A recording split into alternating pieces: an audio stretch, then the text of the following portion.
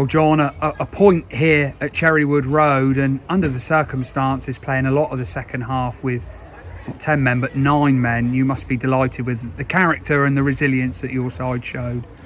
Yeah, you can't ask any more of any team. I think it was 30 minutes and then they put up 6 minutes and then he ended up playing 12 minutes over. So for us to come away with a draw, and even the goal that they scored was a deflection. So no, I couldn't be more pleased with how the lads have performed, and they've shown real grit and determination as they have done throughout the season. And if we keep doing that, then obviously we'll be where we want to be. But tonight, probably before the game, we'd probably settle for a point. But under the circumstances, then it was a fantastic effort.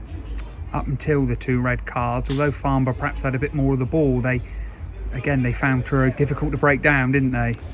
Yeah, again, as I say, teams have a lot of ball, but how many times they work down is a different story. Obviously, when they went down to 9 men, then Dan's pulled off some really good saves.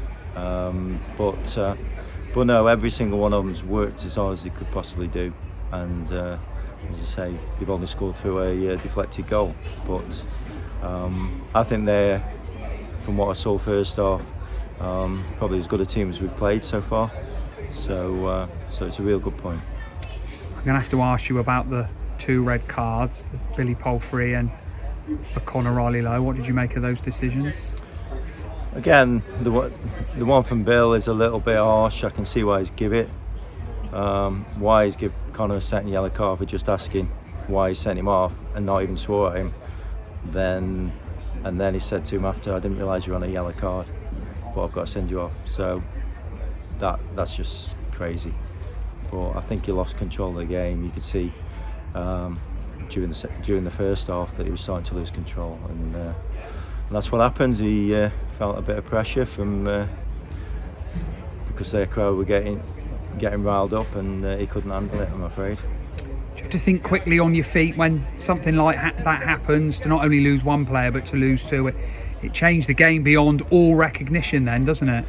Yeah, and all we can do is put up 2 banks of 4. We couldn't even have anybody up top, so that's the only way you can play, really.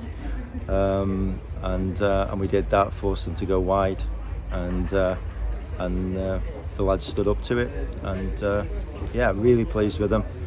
But as I say, I've been pleased with them since the first day I came in. Though we can't go back and change what happened, do you perhaps look at it as a case of what might have been if it had stayed at 11 v 11? Because even 9 v 11, you felt the Farnborough got frustrated. The crowd got on their backs with every misplaced pass and every opportunity they had round the box to shoot.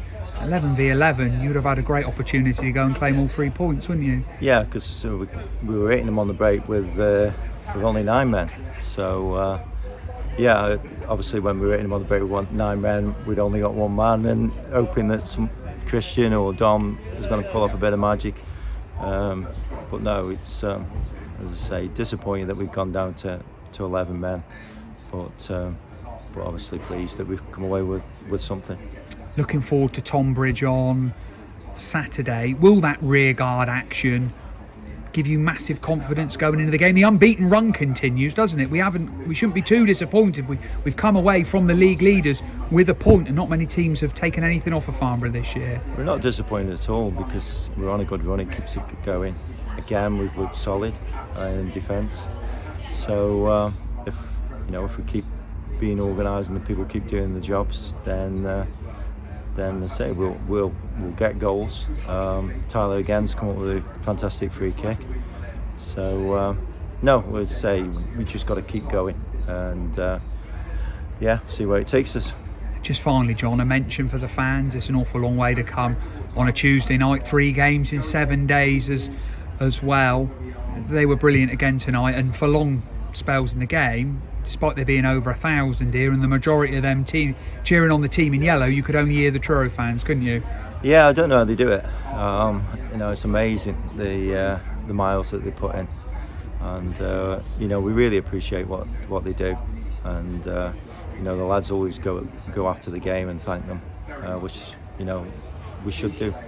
But we're all in it together.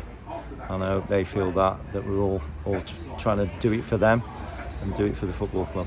Well, John, congratulations on a well-deserved point in an extraordinary game. Safe trip home, and we'll see you on Saturday. Cheers, Gareth. Thank you.